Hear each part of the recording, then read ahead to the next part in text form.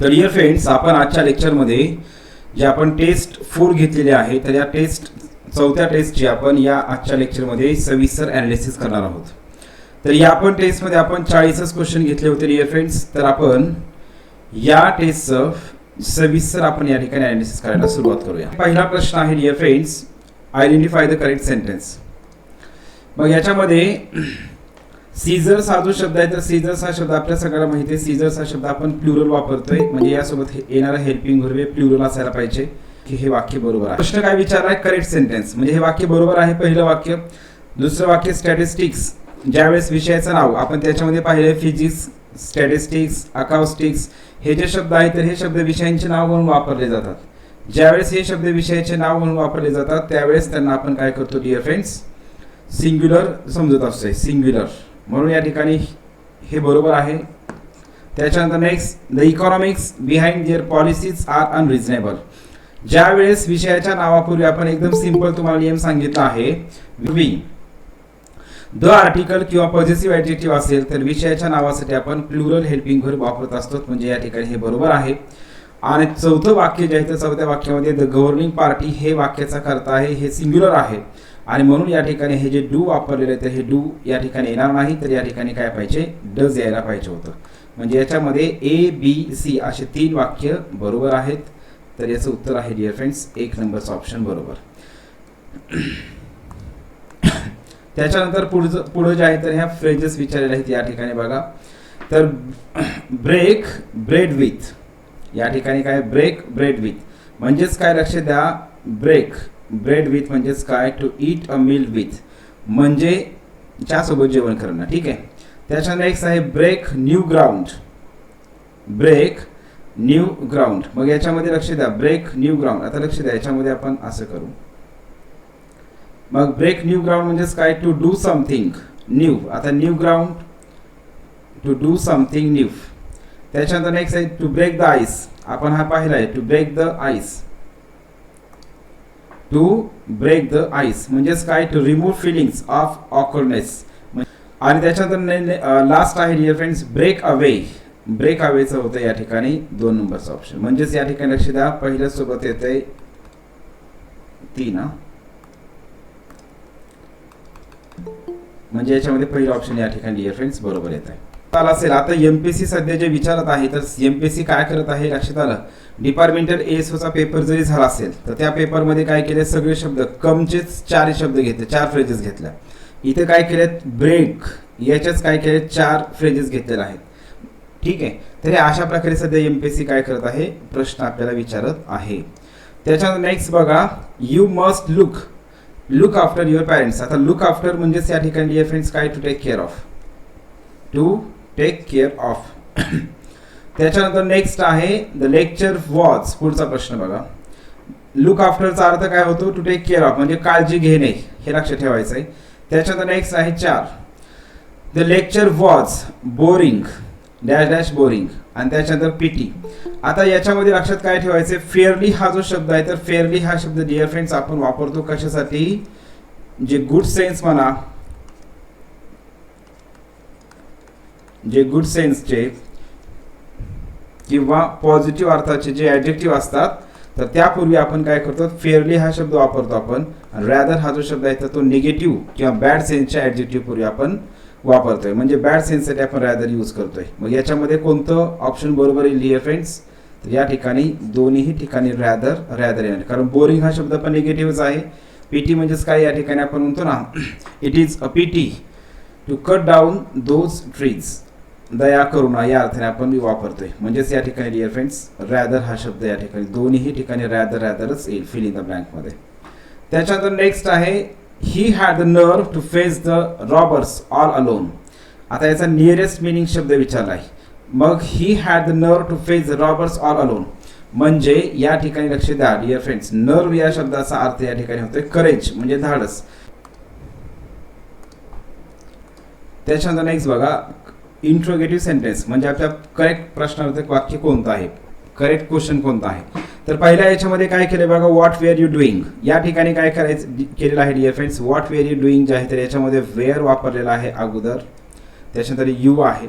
मग आपण प्रश्नार्थक वाक्य बनवत असताना लक्ष द्या, प्रश्न या ठिकाणी बनवत असताना आपण अगोदर काय करतोय, हेल्पिंग व्हर्ब घेतो. आपण अगोदर काय घेतो डिअर फ्रेंड्स, हेल्पिंग व्हर्ब. ठीक आहे. आणि त्याच्यानंतर आपण त्या ठिकाणी काय करतोय, सब्जेक्ट घेतोय. ठीक आहे. त्याच्यानंतर नेक्स्ट वेन शी गॉट मॅरिड. आता याच्यामध्ये काय केलंय, वेन शी गॉट मॅरिड. इथं डायरेक्ट काय केलंय, वेनच्या नंतर डिअर फ्रेंड्स, वेनच्या नंतर या ठिकाणी डायरेक्ट काय केलं आहे, या ठिकाणी करता घेतलेला आहे, हेल्पिंग व्हर्बच वापरलेला नाही. म्हणजे या ठिकाणी हे वाक्य बरोबर आहे का, तर नाही. त्याच्यानंतर नेक्स्ट आहे dear friends, why didn't you water the plants. मग वायच्या नंतर काय केले, डिड हे हेल्पिंग व्हर्ब घेतलेलं आहे, त्याच्यानंतर करता घेतला आहे आणि त्याच्यानंतर वॉटर हे क्रियापदाचं इथं पहिलं रूप म्हणून वापरेल. वॉटर हा शब्द पाणी देणे या अर्थाने वापरलाय. मग लक्षात काय ठेवायचं डिअर फ्रेंड्स, आपल्याला वॉट WH वर्ड्स जनरली नियम काय आहे, WH वर्डच्या नंतर अगोदर हेल्पिंग व्हर्ब येतं आणि त्याच्यानंतर सब्जेक्ट येतो. त्या ठिकाणी WH वर्ड, हेल्पिंग व्हर्ब आणि सब्जेक्टचा या आपल्या वाक्यरचनेचा विचार केल्याच्या नंतर पहिलं वाक्य बरोबर आहे, दुसरं वाक्य चुकीचं आहे आणि तिसरं वाक्य बरोबर आहे.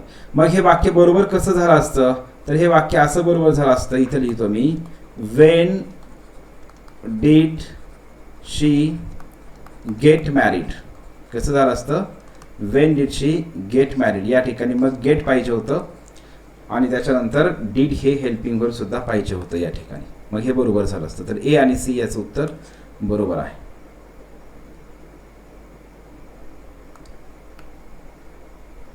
त्याच्यानंतर बघा नेक्स्ट आहे डिअर फ्रेंड्स, क्लॉज विचारला आपल्याला. मग आल्दो म्हणलं की आपल्या लक्षात आलं पाहिजे, आल्दो हे काय असतंय, ॲडव्हर्ब क्लॉज मध्ये असतंय. आणि त्याच्यानंतर आल्दो हे दो, अल्दो, इवन दो हे जे शब्द आहेत किंवा इवन इफ हे चारही शब्द, त्याच्यासोबत नॉट विथस्टँडिंग आणि हावेवर हे सगळे शब्द आपण कशासाठी वापरतोय, ॲडव्हर्ब क्लॉज ऑफ कॉन्ट्रास्ट मध्ये असतात. म्हणून याचं उत्तर हे कॉन्ट्रास्ट आहे. आता इथं लक्ष द्या, इथं अशा प्रकारचे वाक्य दोन आपण या क्वेश्चन पेपरमध्ये टाकलेले आहेत, ॲक्टिव्हाइज करायला सांगितलंय. आता याच्यामध्ये हे वाक्य दिलेलं आहे, तर was were plus V3. Was were plus V3 जर असेल तर हे काय झालं, पॅसिव्ह वाईजचं वाक्य झालं. याच्यामध्ये टेन्स कोणता झाला, तर हा टेन्स आहे सिंपल पास्ट टेन्स. मग आपल्याला पॅसिव्ह वाईजचं वाक्य दिलंय, त्याला ॲक्टिव्हाइज करायला आपल्याला सांगितलंय. मग ॲक्टिव्हाइज जर करायचं असेल तर आपल्याला ॲक्टिव्हाइज करण्यासाठी सगळ्यात मेन गोष्ट काय आहे डिअर फ्रेंड्स, ती म्हणजेच काय, आपल्याला कर्ता वाक्याच्या सुरुवातीला घ्यायचं आहे. आणि याच्यामध्ये जे आहे ते लक्ष द्या, हे 3 इन्क्रीमेंट्स. तर याच्यामध्ये काय आहे, हे पण ऑब्जेक्टच आहे आणि हे पण ऑब्जेक्टच आहे. मग याच्यामध्ये काय असणार आहे, she was given 3 increments for her outstanding performance. म्हणजे तिला 3 इन्क्रीमेंट, तिच्या चांगल्या जबरदस्त परफॉर्मन्स बद्दल तिला 3 इन्क्रीमेंट देण्यात आले. मग याच्यामध्ये डिअर फ्रेंड्स कोणी दिलं इन्क्रीमेंट हे याच्यामध्ये सांगितलंय का, क्रिया कोणी केली हे सांगितलंय का, नाही. मग जर आपण हे 3 इन्क्रीमेंट्स हे जर घेतलं सुरुवातीला तर हे वाक्य डबल चुकीचं होतंय. कारण हे वाक्य पुन्हा एकदा काय झालं लक्ष द्या, वॉज वेअर प्लस V3 म्हणजे हे वाक्य पॅसिव्ह वाईजच होतंय. आपल्याला विचारलंय काय, ॲक्टिव्ह वाईज विचारलेलं आहे. त्याच्यानंतर नेक्स्ट आहे हर एम्प्लॉयर्स गेव हर. या ठिकाणी आता हर एम्प्लॉयर्स, आता कोण इन्क्रीमेंट देणार आहे, जे नोकरीला ज्यांनी नोकरी दिलेली आहे तर ते त्या ठिकाणी देणार. लक्ष द्या. ठीक आहे. एम्प्लॉयर आणि एम्प्लॉई यामध्ये फरक आहे. एम्प्लॉयर या ठिकाणी एम्प्लॉयर म्हणजेच नोकरी देणारा आणि एम्प्लॉई म्हणजे नोकरी करणारा, हा फरक आहे याच्यामध्ये. ठीक आहे. Employer, employee. मग तिच्या एम्प्लॉयरने तिला 3 इन्क्रीमेंट्स दिले. या अर्थाने या ठिकाणी डिअर फ्रेंड्स हा हर एम्प्लॉयर्स हा झाला वाक्याचा कर्ता म्हणजे सब्जेक्ट आहे आणि हा क्रिया करणारा आहे. इन्क्रीमेंट देणारा कोण आहे, तर हर एम्प्लॉयर्स म्हणजे हर एम्प्लॉयर्स हे या ठिकाणी वाक्याचा कर्ता म्हणून वापरलेला आहे. तर या ठिकाणी हे हर एम्प्लॉयर्स हे सब्जेक्ट आहे आणि आपल्याला वाक्य काय करायचं आहे, ॲक्टिव्हाइजचं वाक्य करायचं. मग ॲक्टिव्हाइजचं करायचं असेल तर जो क्रिया करणारा आहे सब्जेक्ट जो आहे तर सब्जेक्ट आपल्याला वाक्याच्या सुरुवातीला घ्यायचा असतोय आणि म्हणून या ठिकाणी 2 नंबरचं ऑप्शन जे आहे तर ऑप्शन हे बरोबर येते. तरी पण आपण पुढचे पण ऑप्शन बघू म्हणजे लक्षात येईल. आता इथं पण सेम तसंच केलंय, 3 इन्क्रीमेंट्स. इथं वॉज वेअर प्लस V3 आलंय. वॉज वेअर प्लस V3 म्हणलं की पॅसिव्ह वाईज. हर आउटस्टँडिंग परफॉर्मन्स, तर ह्या ठिकाणी हे तर काय वाक्य वेगळंच दिलंय. ठीक आहे डिअर फ्रेंड्स. ह्याच्यामध्ये पण करता दिलेला नाही. ॲक्टिव्ह वाईजचं वाक्य म्हणलं की त्याच्यामध्ये क्रिया कोणी केली हे त्या ठिकाणी दाखवणं गरजेचं असेल. मग आता या ठिकाणी लक्ष द्या, ह्या दिलेल्या वाक्यामध्ये हे जे वाक्य दिलंय, she was given 3 increments for her outstanding performance. आपल्याला जे प्रश्नामध्ये हे जे वाक्य दिलेलं आहे या वाक्यामध्ये तर काय हर एम्प्लॉयर्स हे तर दिलेलंच नाही, मग हे आलं मध्येच आलं कुठून? तर आपण त्या ठिकाणी काय करायचं डिअर फ्रेंड्स, आपल्या लक्षात आलं पाहिजे. तर इन्क्रीमेंट जे आहे ते इन्क्रीमेंट दिलंय म्हणजेच या ठिकाणी काय ती कुठेतरी जॉब करते आणि हे क्रिया करणारं कोण आहेत, मग इन्क्रीमेंट कोण देणार आहे, तर इन्क्रीमेंट हे मग एम्प्लॉयर्स देतात. म्हणून या ठिकाणी काय करायचं याचा विचार करायचा आहे. आणि दुसरी गोष्ट महत्वाची आहे, मग हर एम्प्लॉयर्सच का आलं, तर याच्यामध्ये मी तुम्हाला आता सांगितलं जॉबमुळं. दुसरी गोष्ट महत्वाची आहे, बाकीच्या तीनही ऑप्शनमध्ये करताच दिला नाही, सब्जेक्ट दिला नाही. प्रश्न आपल्याला विचारलाय ऍक्टिव्ह वाईचा प्रश्न विचारलाय आणि बाकीच्या सगळ्याच ऑप्शन बाकीचे जेवढे पण ऑप्शन आहेत तर ह्या बाकीच्या तीनही ऑप्शन मध्ये काय केलेत, आपल्याला ऍक्टिव्ह वाईज करायला सांगितलंय. पण याच्यामध्ये तीनही मध्ये काय केलं, हे पण वाक्य पॅसिव्ह वाईजच आहे, हे पण वाक्य पॅसिव्ह वाईज आणि हे पण वाक्य पॅसिव्ह वाईज. ऍक्टिव्ह वाईजचं फक्त आणि फक्त एकच वाक्य आहे. दिलेलं वाक्य जे आहे ते दिलेलं वाक्य हे सिंपल पास्ट टेन्स आहे आणि म्हणून या ठिकाणी काय करायचंय, पॅसिव्ह वाईज करताना आपल्याला ऍक्टिव्ह वाईज करताना आपल्याला काय करायचंय, V2 वापरायचंय, हे आपल्याला लक्षात ठेवायचंय. म्हणून तुम्हाला सांगितलं नियम त्या ठिकाणी महत्वाचे आहेत.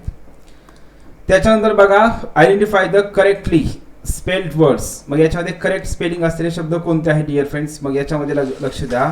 कन्सिव्ह हा जो शब्द आहे तर कन्सिव्ह, इलिटरेट, गॅरंटी आणि हेरिटेज हे चारही शब्द लक्ष द्या. तुम्हाला असे विचारू द्या किंवा सेपरेट विचारू द्या, हे चारही शब्द आपल्याला येणाऱ्या आपल्या परीक्षेसाठी पण महत्वाचे आहेत. कन्सिव्ह काय या ठिकाणी हे कन्सिव्ह हे लक्षात आपल्याला ठेवायचं आहे. म्हणजे कन्सिव्ह, इलिटरेट, त्याच्यानंतर गॅरंटी आणि हेरिटेज हे चारही शब्द या ठिकाणी बरोबर आहेत. नेक्स्ट आहे रेप्युडिएटेड. रेप्युडिएटेडचा क्लोजेस्ट मिनिंग म्हणजेच काय या ठिकाणी समानार्थी शब्द कोणता आहे. आता लक्ष द्या डिअर फ्रेंड्स, रेप्युडिएट म्हणजेच काय असते, नाकारणे. काय असते, नाकारणे. मग याच्यामध्ये नाकारण्यासाठी कुठला शब्द आहे, मग रिजेक्टेड. म्हणजेच या ठिकाणी याचं उत्तर हे बरोबर आहे. Next, he was given a merciless thrashing at school. आता पुन्हा एकदा लक्ष द्या, या ठिकाणी हे मुद्दामून आपण अशी दोन वाक्य दिलेत म्हणजे आपल्याला सगळ्याच प्रकारच्या वाक्याची प्रॅक्टिस व्हावी या टेस्ट सिरीजमधून, म्हणून आपण या ठिकाणी अशा प्रकारचे वाक्य देत आहोत. तर याच्यामध्ये बघा इथंही पुन्हा एकदा काय ऍक्टिव्ह वाईजच वाक्य विचारलंय, म्हणजे आपल्याला ऍक्टिव्ह वाईज विचारलंय. दिलेलं वाक्य ही लक्ष द्या, he was given a merciless thrashing at school. मग या ठिकाणी dear friends was were plus V3, was were plus V3 म्हणजे हे वाक्य कशाचं आहे, पॅसिव्ह वाईज आहे. आपल्याला करायला काय सांगितलंय, ऍक्टिव्ह वाईज करायला सांगितलं नाही, ऍक्टिव्ह वाईज करायला सांगितलंय. मग इथं लक्ष द्या, वॉज वेअर प्लस V3 वाक्यामध्ये आलं की त्याला काय म्हणायचं, पॅसिव्ह वाईज. तुम्ही याच्यावरती पण काय करू शकतात, उत्तर काढू शकताय.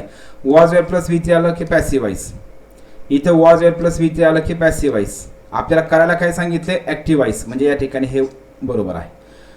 लक्षात आलं का. आणि शाळेमध्ये लक्ष द्या, शाळेमध्ये ही क्रिया घडलेली आहे म्हणून या ठिकाणी क्रिया करणारा कोण आहे डिअर फ्रेंड्स, या ठिकाणी द टीचर आहे. काय आहे, टीचर आहे. आणि म्हणून या ठिकाणी डिअर फ्रेंड्स काय करायचंय, याचं ऍक्टिव्ह वाईज काय होईल, मग 4 नंबरचं ऑप्शन जे आहे तर हे 4 नंबरचं ऑप्शन बरोबर येत आहे. लक्षात आले का सगळ्यांना. हो सर, हो सर. ठीक आहे, चला नेक्स्ट बघा आता डिअर फ्रेंड्स,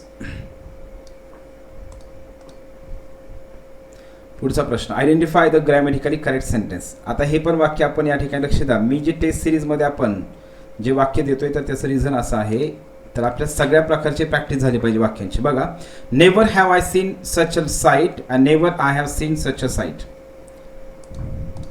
याच्यामध्ये डिअर फ्रेंड्स मग आता कोणतं वाक्य बरोबर आहे हा एक प्रश्न याच्यामध्ये. ठीक आहे, आता लक्ष द्या, ज्या वेळेस आपण काय करतो, नेव्हर म्हणजे हे नकारार्थीचे शब्द आहेत, नेव्हर असेल, नॉट ओनली असेल, वाक्याच्या जर सुरुवातीला आले तर, हार्डली असेल, एकदम वाक्याच्या सुरुवातीला आले तर हार्डली, तर काय करायचे लक्ष द्या, हे नकारार्थी शब्द आहेत. नो सूनर असेल, हे नकारार्थी शब्द आहेत. ओके, तर अगोदर काय करायचंय, मग हे नेव्हर असेल, नॉट ओनली असेल, हार्डली असेल, नो सूनर असेल, स्केर्सली असेल, बेअरली असेल, हे शब्द ज्यावेळेस आपण वाक्याच्या सुरुवातीला वापरतो त्यावेळी कधीही लक्षात ठेवायचं, यांच्यानंतर अगोदर काय येणार, हेल्पिंग व्हर्ब येणार आणि त्याच्यानंतर सब्जेक्ट येणार. काय येणार, अगोदर हेल्पिंग व्हर्ब आणि त्याच्यानंतर सब्जेक्ट येणार, हे लक्षात ठेवायचं आहे. मग याच्यामध्ये बघा, never have I seen such a site, या ठिकाणी हे वाक्य बरोबर आहे. या ठिकाणी काय झालं, नेव्हरच्या नंतर अगोदर करता आलाय आणि त्याच्यानंतर हेल्पिंग व्हर्ब आलंय, म्हणजे या ठिकाणी हे दुसरं वाक्य चुकीचं आहे. तर याचं उत्तर 1 नंबरचं ऑप्शन बरोबर आहे.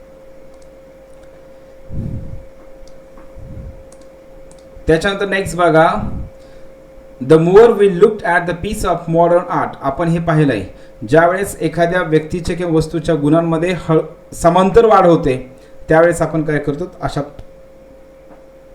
त्यावेळी आपण काय करतो, सीडी ॲडजेक्टिव्ह वापरतो आणि सीडी ॲडजेक्टिव्ह पूर्वी आपण द हे आर्टिकल वापरतो. मग याच्यामध्ये डिअर फ्रेंड्स वाक्यरचना काय असायला पाहिजे, द आर्टिकल, सीडी ॲडजेक्टिव्ह, त्याच्यानंतर पुढं सब्जेक्ट असतो, त्याच्यानंतर व्हर्ब असते. सेम तशाच प्रकारची वाक्य पुढं पण असायला वाक्यरचना असते. मग the plus CD adjective plus subject त्याच्यानंतर व्हर्ब. मग याच्यामध्ये अशा प्रकारची वाक्यरचना कुठं आहे, तर याच्यामध्ये फक्त आणि फक्त एकच ऑप्शन दिलेला आहे. जर तुमचा नियम परफेक्ट असेल तर एका सेकंदामध्ये तुम्ही उत्तरापर्यंत पोहोचताय, आणि ते म्हणजेच काय, the less we liked it. या ठिकाणी मग द लेस, द झालं, हे सीडी ॲडजेक्टिव्ह झालं, वी करता झाला, आणि हे झालं क्रियापद. याच्यामध्ये लुक्ड हे पास्ट टेन्समध्ये आहे, म्हणून या ठिकाणी हे पण पास्ट टेन्समध्येच ठेवलेलं आहे.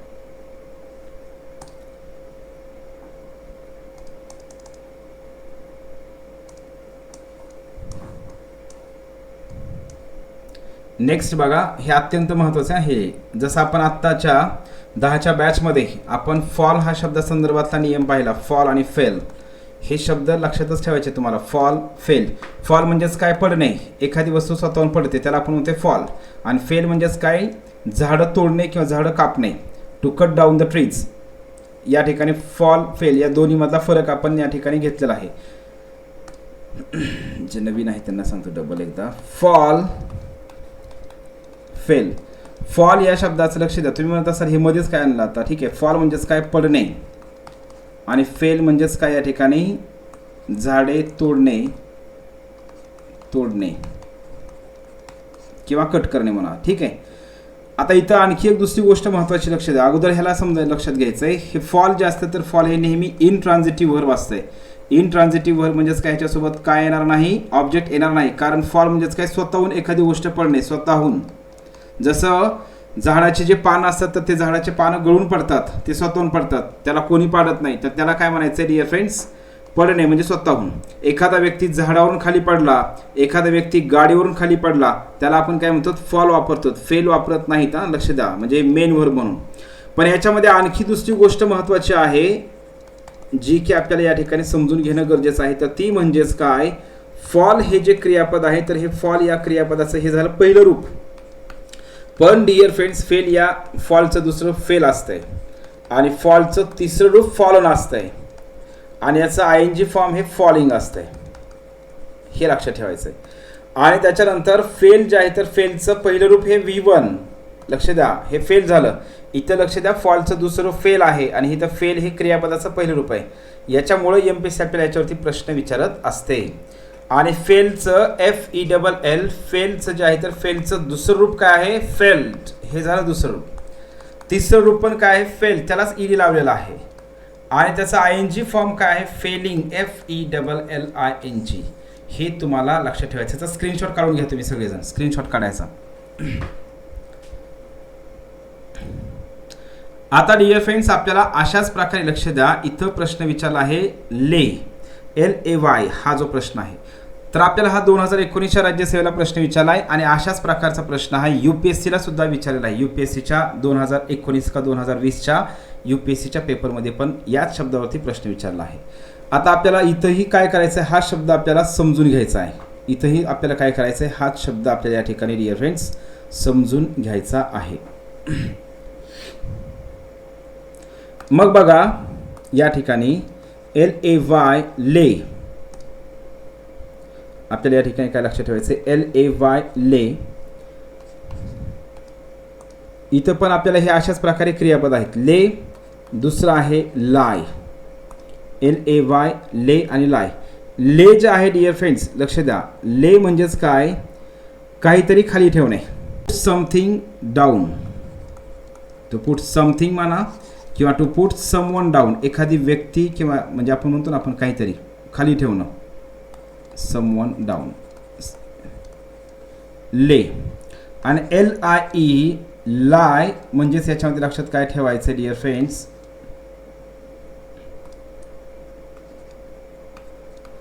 To be in horizontal place.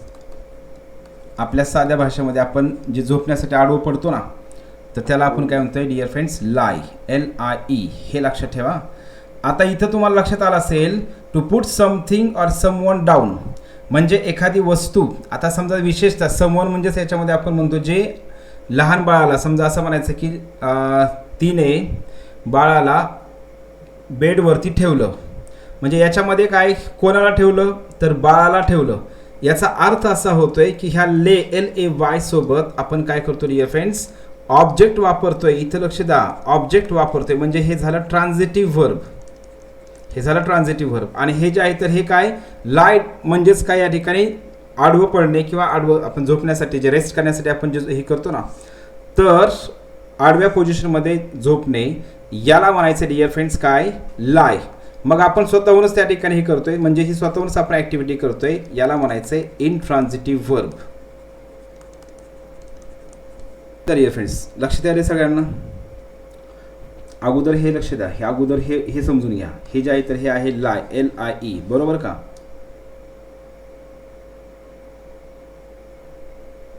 Hello, लक्षात आलं ना सगळ्यांना, लाय. आणि आता लक्ष द्या, दुसरं जे आहे तर याच्यामध्ये हे जे ले आहे तर म्हणजेच काय, एक कशाला तरी काहीतरी खाली ठेवू नये, त्याला आपण म्हणतोय ले, LAY. आता हे झालं दोन गोष्टी. याच्यामध्ये डिअर फ्रेंड्स लाय हा जो शब्द आहे तर LIE लाय या शब्दाचा आणखी ले हा जो शब्द आहे तर लेचे दोन अर्थ होतात. काय, एखादी वस्तू काहीतरी खाली ठेवणं. बरं, अगोदर इथं आपण ह्या मेन दोन शब्दामधला फरक समजला सगळ्यांना. हो सर. ठीक आहे. आता याच्यामध्ये लक्ष द्या, लेचे दोन अर्थ होतात. ले म्हणजेच काय, एखादी वस्तू काहीतरी खाली ठेवणं. आणि या लेचा दुसरा अर्थ होतो डिअर फ्रेंड्स काय, काय म्हणू आपण त्याला, अंडी देणे. कोंबडीचे जे अंडी देणे असतात ना त्याला ले म्हणतात.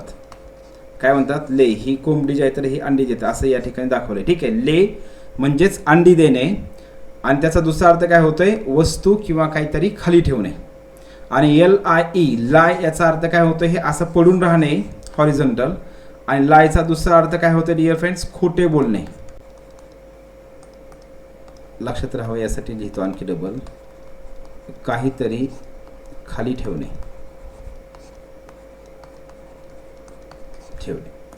याचं लक्ष द्या डिअर फ्रेंड्स. याचं पहिलं रूप जे आहे तर ह्याचं पहिलं रूप झालं हे ले, हे झालं V1. काय झालं, V1.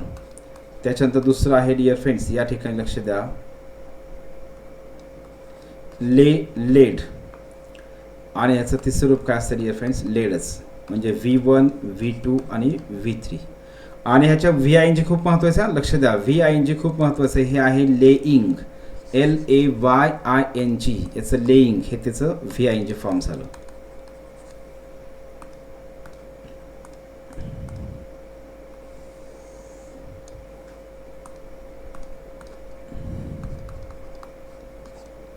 लाय,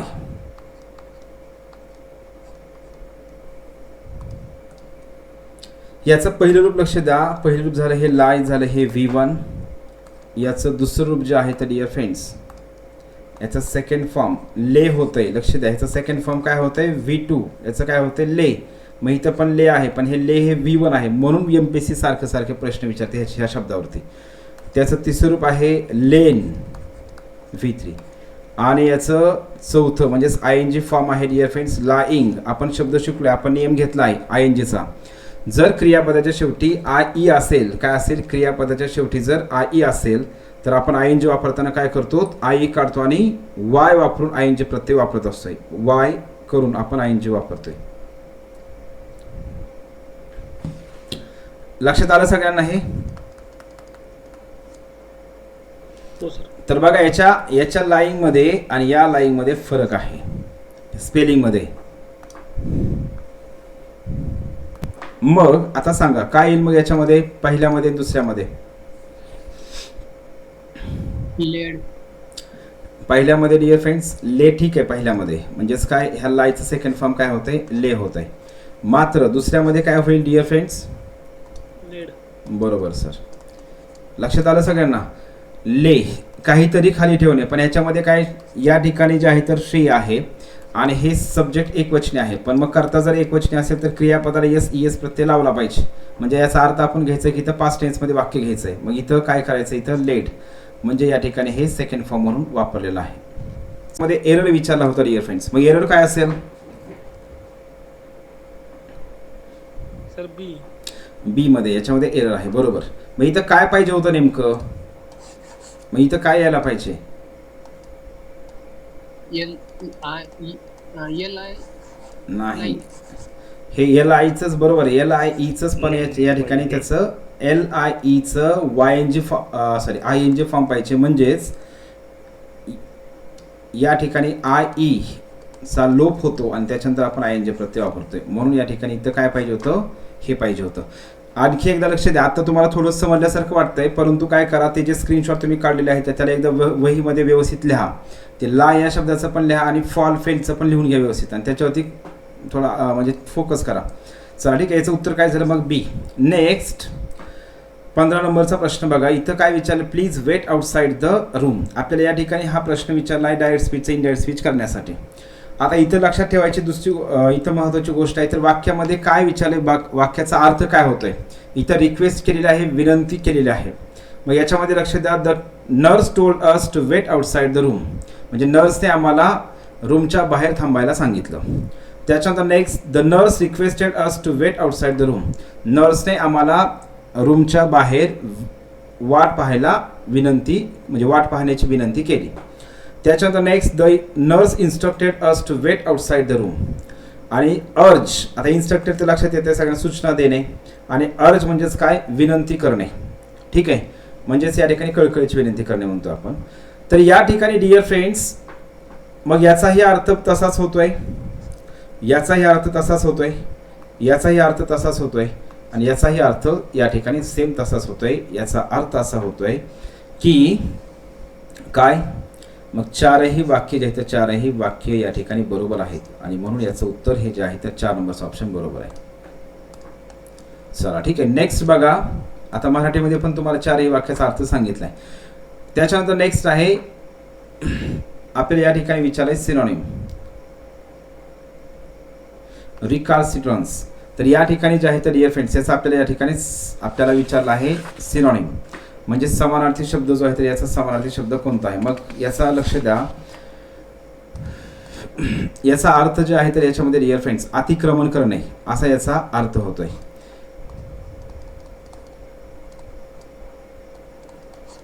मग याच्यामध्ये काय असणार आहे, ऑनेस्टी म्हणजे प्रामाणिकपणा झाला, याच्यामध्ये डिसऑनेस्टी म्हणजे अप्रामाणिक झाला, अप्रामाणिकपणा म्हणतो आपण. ऑब्स्टिनन्सी काही मी नाही पाहिजे, ठीक आहे डिअर फ्रेंड्स याचं. आणि डिसऑबिडियन्स, डिसऑबिडियन्स म्हणजेच आपण या ठिकाणी काय म्हणतोय, या ठिकाणी आज्ञाधारक नसलेला, म्हणजेच या ठिकाणी अतिक्रमण करत आहे. तर याचा closest meaning most appropriate synonym जे आहे तो काय होतो डिअर फ्रेंड्स, डिसऑबिडियन्स असा त्याचा अर्थ तो होत आहे. त्याच्यानंतर नेक्स्ट आहे टू द लाईन. या ठिकाणी काय विचारलंय, टू द लाईन. मग हा जो टू द लाईन आहे तर डिअर फ्रेंड्स टू द लाईनचा अर्थ काय होतो, वाक्यामध्ये लक्ष द्या. Selfish politicians are troublesome for those who do not toe the line. म्हणजे स्वार्थी राजकारणी जे असतात तर स्वार्थी राजकारणी जे असतात तर स्वार्थी राजकारणी हे ट्रबलसम होतात, ठीक आहे, अडचणीचे ठरतात.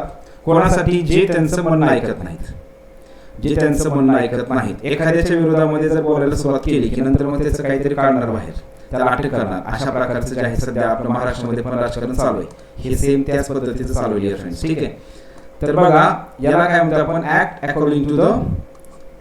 अकॉर्डिंग टू देअर विल, म्हणजे त्यांच्या म्हणण्यानुसार त्यांच्या इच्छेनुसार जे वागत नाहीत अशा अर्थाने आहे. मग त्याला काय म्हणायचे, टू द लाईन.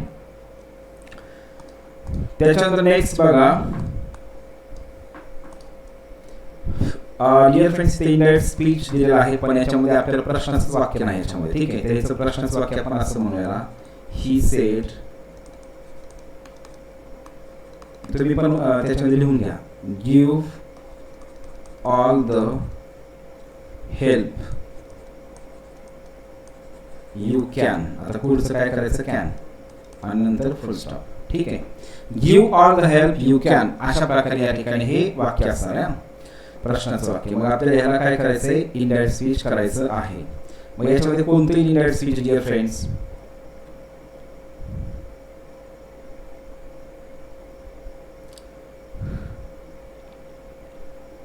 तर बघा लक्ष द्या. याच्यामध्ये जे आहे तर आता इथं आस्क वापरले, पण इथं काय केले, दॅट वापरले आहे. आपण आस्क वापरायचे, दॅट वापरत नाहीत. ठीक आहे. आणि हे आज्ञार्थी वाक्य आहे. आज्ञार्थी वाक्य जर असेल तर आज्ञार्थी वाक्य इनडायरेक्ट स्पीच करताना आपण वाक्य जोडण्यासाठी काय करतो, आपण 2+V1 वापरतो. आज्ञार्थी वाक्यामध्ये आपण शब्द पाहिले, ऑर्डर असेल, रिक्वेस्ट असेल, ॲडवाइस असेल, बेग असेल, बेग ऑफ असेल हे, किंवा फॉरबेड असेल, प्रिव्हेंटेड, प्रोहिबिटेड असे शब्द वापरतो. पण त्याच्यामध्ये मी तुम्हाला हेही सांगितलं होतं, काही आज्ञार्थी वाक्याचे इनडायरेक्ट स्पीच करत असताना आपण आस्क किंवा टोल्ड हे सुद्धा रिपोर्टिंग व्हर्ब आपण त्या ठिकाणी यूज करत असतोय. मग याच्यामध्ये लक्ष द्या, पहिलं ऑप्शन आहे, पहिलं ऑप्शन बरोबर आहे. आस्क देम पण आहे बरोबर. त्याच्यानंतर नेक्स्ट टू, वाक्य जोडण्यासाठी टू वापरलेला आहे आणि या ठिकाणी ह्या. ठीक आहे. तर आपल्याला जसं लक्षात आलं, इथं ऑप्शन जसं आहे तसं त्या पद्धतीने आपण या ठिकाणी जाणं गरजेचं आहे. आता तसा विचार केला तर याच्यामध्ये काय असणार आहे, मग दे वापरले म्हणून या ठिकाणी दे घेतलं. ह्या यूचा बद्दल काय केलं डिअर फ्रेंड्स, लिस्टनुसार, म्हणजे काय केलं, ही सेड टू देम असं या ठिकाणी कन्सिडर केलंय. आणि मग ह्या यूचा बद्दल हा काय करतो, लिस्टनुसार. मग देम आहे म्हणून या ठिकाणी दे वापरलं. आणि कॅनचा बद्दल कुड, एकच ऑप्शन याच्यामध्ये आहे, ते आहे 1 नंबरचं ऑप्शन बरोबर. हे बाकीचे ऑप्शन तर हे वेगळ्या प्रकारे केले डिअर फ्रेंड्स, इनडायरेक्ट स्पीच आपण तसं करत नसतोय. त्याच्यानंतर नेक्स्ट आहे brought the house down. Brought the house down या ठिकाणी जे बघा, at the end of the performance the audience brought the house down, म्हणजेच या ठिकाणी काय, ॲप्लॉडेड लाऊडली. आता ब्रॉट द हाऊस डाऊन म्हणजे काय, घर खाली घ्यायचं नाही. तर त्याचा अर्थ होतो डिअर फ्रेंड्स काय, या ठिकाणी ॲप्लॉड म्हणजे काय, स्तुती करणे, टाळ्या वाजून स्तुती करणे, प्रशंसा करणे, टाळ्या वाजून प्रशंसा करणे, याला म्हणतात ॲप्लॉडेड. आणि मग याचा अर्थ होतो डिअर फ्रेंड्स 1 नंबरचा ऑप्शन, म्हणजे परफॉर्मन्स झाल्याच्या नंतर ऑडियन्स जे ऑडियन्सने काय केलं, खूप मोठ्याने टाळ्या वाजून प्रशंसा केली या अर्थाने.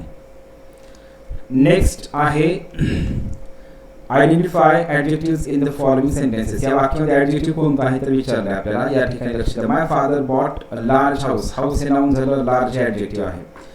विअर्ड नॉइजेस, नॉइजेस हे नाऊन आहे, विअर्ड हे ॲडजेक्टिव्ह झालं, विअर्ड हे ॲडजेक्टिव्ह आहे. त्याच्यानंतर नेक्स्ट आहे dear friends, it was ghastly apparition of an old man. तर याच्यामध्ये डिअर फ्रेंड्स काय असणार आहे, मग हे पण आहे ॲडजेक्टिव्ह या ठिकाणी वापरलेलं आहे. आणि याच्यामध्ये हे पण ओल्ड, हे पण काय डिअर फ्रेंड्स या ठिकाणी ॲडजेक्टिव्हचं काम करते. ठीक आहे. तर म्हणजे याच्यामध्ये मग ऑप्शन कोणतं येईल बरोबर, मग 3 नंबर. 3 नंबर. ठीक आहे, 3 नंबर ऑप्शन बरोबर येते. चलो ओके.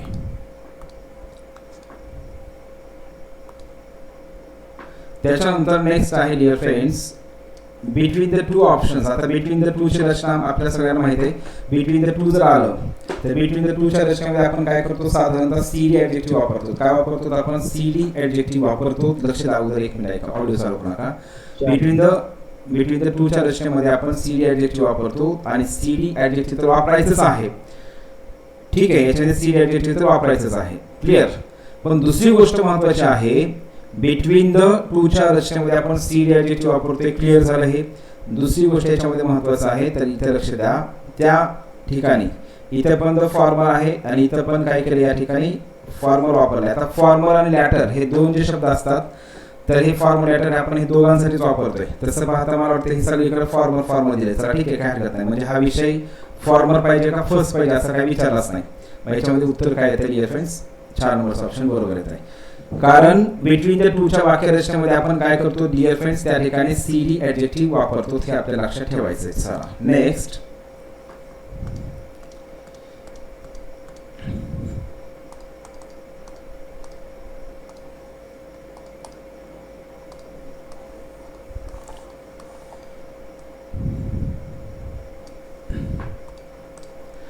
हे वाक्य जे आहे तर वाक्य आपल्याला करेक्ट करायचं आहे. हे वाक्य करेक्ट करायचं आहे. लास्ट वीक, आता last week, last month, last year असे शब्द आपण वाक्याच्या राईट्स काय करतो, शेवटी टाकतो. म्हणजे हे वाक्य कसं होईल, Tom bought a new bike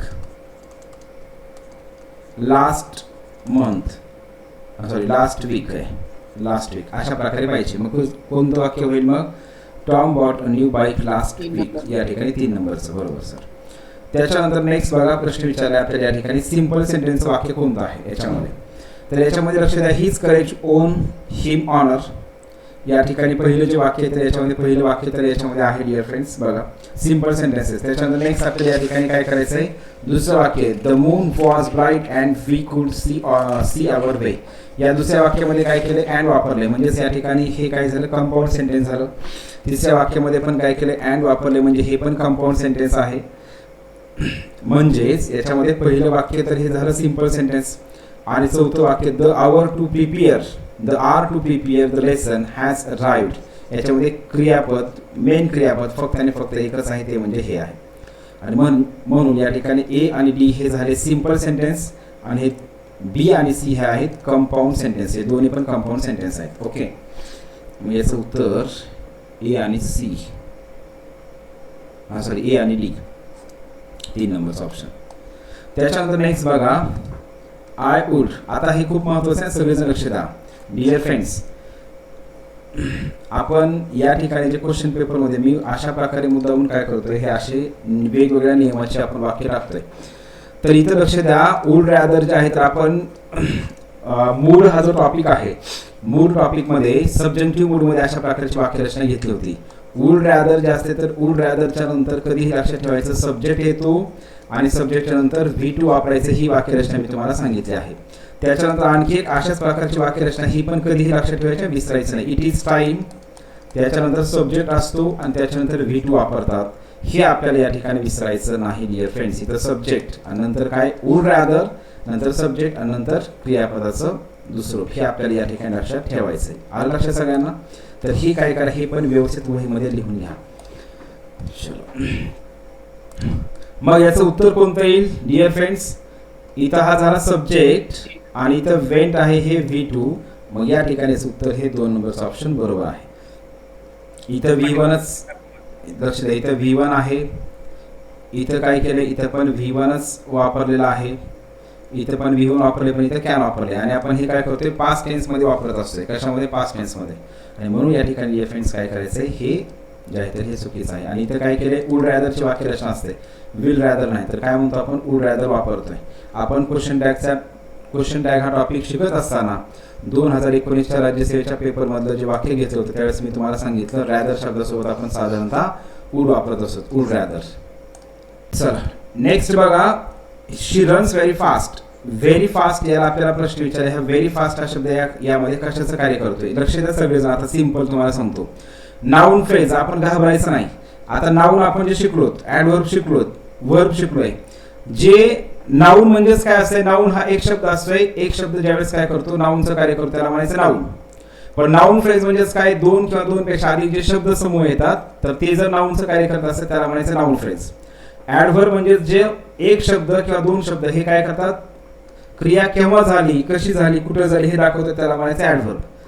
पण या ठिकाणी ॲडव्हर्ब फ्रेज म्हणजेच काय, हे 2 किंवा 3 किंवा 4 शब्द ज्यावेळेस शब्द समूह ज्यावेळेस ॲडव्हर्बचं काम करतात त्याला म्हणायचं ॲडव्हर्ब फ्रेज. याला टेन्शन घ्यायचं नाही, हे काहीतरी वेगळं आहे असं करायचं नाही, मुद्दाम हे अशा प्रकारे प्रश्न विचारतात. मग शी रन्स व्हेरी फास्ट, शी रन्स व्हेरी फास्ट, मग ती कशी धावते, तर त्या ठिकाणी त्याचं उत्तर आहे व्हेरी फास्ट. म्हणजे या ठिकाणी हे कशाचं कार्य करत आहे, ॲडव्हर्बचं कार्य करते, म्हणून ॲडव्हर्ब फ्रेज म्हणायचं. त्याच्यानंतर नेक्स्ट लक्ष द्या, शी नोटिस्ड मी. या वाक्यामध्ये शी नोटिस्ड मी, नोटीस हे क्रियापदाचं दुसरं रूप झालं, मी हे ऑब्जेक्ट झालं. आणि या ठिकाणी मग आपण असं करू शकत नाही, असं लिहू शकत नाही, she notice me has entered, is entering. तर या ठिकाणी आपण काय करतोय, डायरेक्ट VING या ठिकाणी आपण यूज करतोय. म्हणजेच काय, शी नोटिस मी एंटरिंग हर हाऊस. या ठिकाणी झालं हे डिअर फ्रेंड्स 2 नंबरचा ऑप्शन बरोबर. येस येस बरोबर सर. त्याच्यानंतर नेक्स्ट बघा, पुढचा प्रश्न आपल्याला विचारला dear friends, which of the sentence pairs given below is not correctly match. म्हणजे हे करेक्टली मॅच होत नाही असं कुठले आहेत. आता इथं आपल्याला अगोदर समजून घ्यायचं की नेमकं इकडं काय इकडं काय.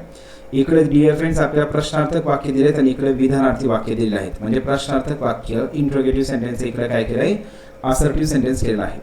तर वेन कॅन देअर ग्लोरी फेड, मग याचं काय, their glory can never fail. आपण शिकलोय विधानार्थी वाक्य जर होकारार्थी असेल तर आपण काय करतो, प्रश्नार्थी वाक्य नकारार्थी करतो, नकारार्थी असेल तर होकारार्थी. म्हणजे होकारार्थीचं नकारार्थी, नकारार्थीचं होकारार्थी करत असतो आपण. कधी असर्टिव्ह सेंटेन्सचं इंट्रोगेटिव्ह सेंटेन्स करा किंवा इंट्रोगेटिव्ह सेंटेन्सचं असर्टिव्ह सेंटेन्स करताना होकारार्थीचं नकारार्थी, नकारार्थीचं होकारार्थी करतोय. मग याच्यामध्ये हे पहिलं जे आहे ते बरोबर आहे का, येस बरोबर आहे. त्याच्यानंतर was he not a villain to do such deed. मग याच्यामध्ये काय, हे नकारार्थी वाक्य आहे, हे होकारार्थी केलेलं आहे, म्हणजे या ठिकाणी हे पण बरोबर आहे. याच्यामध्ये how can man die better than facing, या ठिकाणी क्वेश्चन मार्क हा. आणि दुसरी गोष्ट महत्वाची आहे, म्हणजे सॉरी इथं आपल्याला मिसमॅच विचारलंय, तर याच्यामध्ये इथं क्वेश्चन मार्क पण आहे. नंबर 1, नंबर 2 या ठिकाणी हे पण वाक्य चुकलेलं आहे. आणि हे वाक्य नकारार्थी आहे डिअर फ्रेंड्स. हे सॉरी, हे वाक्य दिलेलं वाक्य सी नंबरचं वाक्य how can man die better than facing, या ठिकाणी हे वाक्य होकारार्थी आहे. म्हणल्याच्या नंतर हे वाक्य काय पाहिजे, नकारार्थी पाहिजे. पण या ठिकाणी हे वाक्य, हे पण वाक्य होकारार्थी दिले आणि हे पण वाक्य होकारार्थीच दिलेलं आहे. आणि म्हणून या ठिकाणी काय होतंय, ही जे आहे तर पेअर ही मिसमॅच होते. त्याच्यानंतर what though we happen to be late. मग याच्यामध्ये काय असे, it doesn't matter much though we happen to be late, या ठिकाणी हे बरोबर आहे. तर डिअर फ्रेंड्स या ठिकाणी मग सी नंबरचं ऑप्शन जे आहे तर ते मिसमॅच आहे, चुकीचं आहे. मग या ठिकाणी तिसरं उत्तर बरोबर. सर नेक्स्ट या ठिकाणी काय केलं, देअर आर 2 रूम्स. आपल्याला इथं समजून घ्यायचे 2 रूम म्हणल्याच्या नंतर काय येणार या ठिकाणी, आयदर जे आहे तर आयदर हे या ठिकाणी बरोबर येत आहे. ठीक आहे, 2 रूमसाठी आपण 2 साठी आपण आयदर वापरू शकतोय. पण इथं काय केले, 4 वापरलंय. मग 4 साठी आपण आयदर वापरतोय का, नाही वापरत. आयदर आपण वापरतोय का, नाही वापरत. म्हणजे या ठिकाणी पहिलं वाक्य बरोबर, दुसरं वाक्य चुकीचं. देअर आर 2 रूम्स, मग 2 रूमसाठी आपण काय करतो, आयदर वापरतो. एनी वापरतोय का, नाही वापरत. मग याच्यामध्ये हे काय झालं, हे वाक्य चुकलं. तर हे वाक्य करेक्ट कसं होईल, मग देअर आर 4 रूम्स आणि you can select any of them, या ठिकाणी हे बरोबर आहे. मग याच्यामध्ये करेक्ट कोणतं झालं, ए आणि डी बरोबर आहे. याचं उत्तर झालं 4 नंबरचं ऑप्शन या ठिकाणी डिअर फ्रेंड्स बरोबर.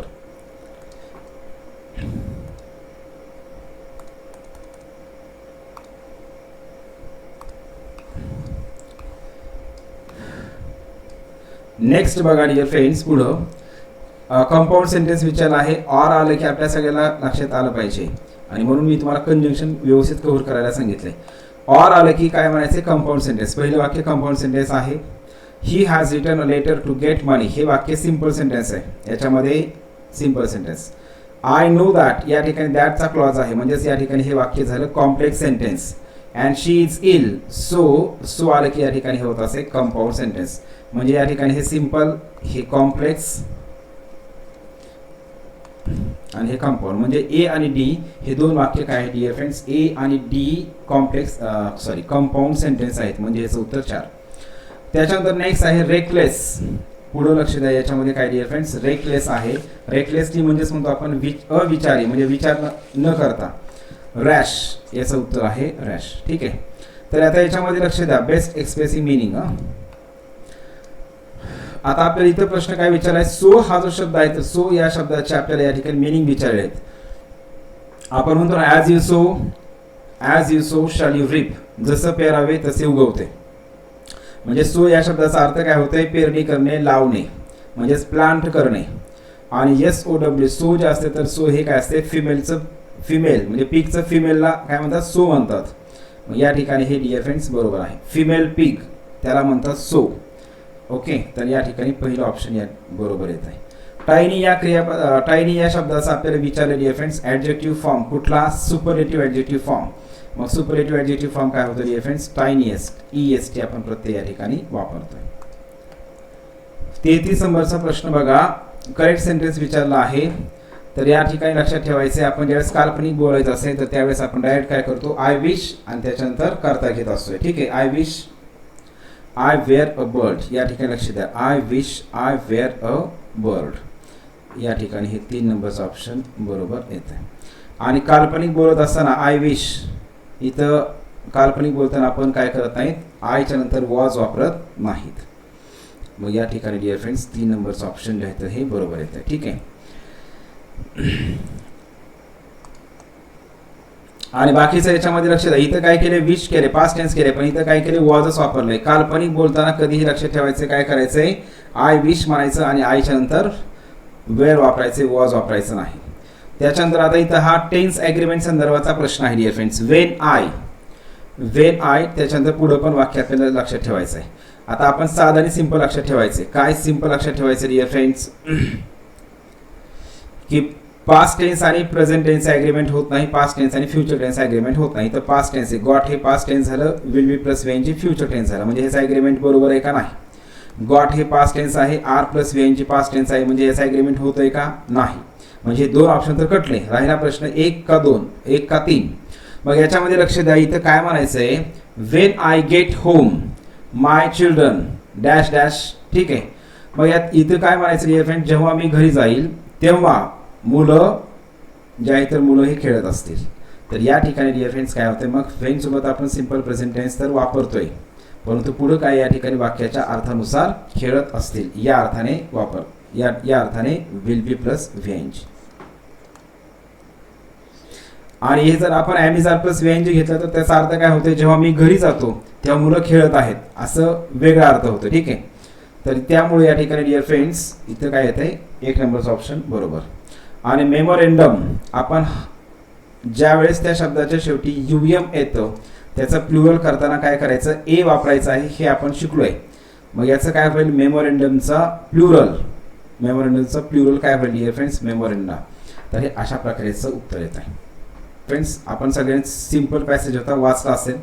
सरदार Patel was called the iron man of India because. मग कशामुळे त्यांना आयर्न मॅन म्हणत होते, तर त्या ठिकाणी डिअर फ्रेंड्स तर याचं उत्तर आहे, वन कुड rely on him for strict and efficient administration. म्हणजे कोणी पण त्यांच्यावरती काय करू शकत होतं, विश्वास ठेवू शकत होतं. स्ट्रिक्ट आणि इफिशियंट म्हणजे एकदम स्ट्रिक्ट आणि कार्यक्षम जे ॲडमिनिस्ट्रेशन आहे, कारभार आहे, तर त्याच्यावरती विश्वास ठेवत होते. म्हणून या ठिकाणी त्याचं उत्तर 4. त्याच्यानंतर नेक्स्ट डिअर फ्रेंड्स 37 नंबरचा प्रश्न. People who came in close contact of Sardar Patel found him. मग जे लोक सरदार पटेलच्या एकदम क्लोज कॉन्टॅक्टमध्ये गेले त्यांना सरदार पटेल कसे वाटले, तर यामध्ये लक्ष द्या डिअर फ्रेंड्स. काय आहे, काइंड. आणि याच्यामध्ये कन्सिडरेट म्हणजेच काय, दुसऱ्याच्या भावनांची कदर करणारा व्यक्ती, त्या म्हणजेच या ठिकाणी काइंड आणि कॉन्सिडरेट. त्याच्यानंतर next, Sardar Patel had a great skill of. त्यांच्याकडे कशाचं स्किल होतं, कशा प्रकारचं स्किल त्यांच्याकडे होतं, तर ऑर्गनायझिंग अफेअर्स म्हणजे जे अफेअर्स आहेत तर ते ऑर्गनाईज करणं याचं. ठीक आहे. त्याच्यानंतर नेक्स्ट डिअर फ्रेंड्स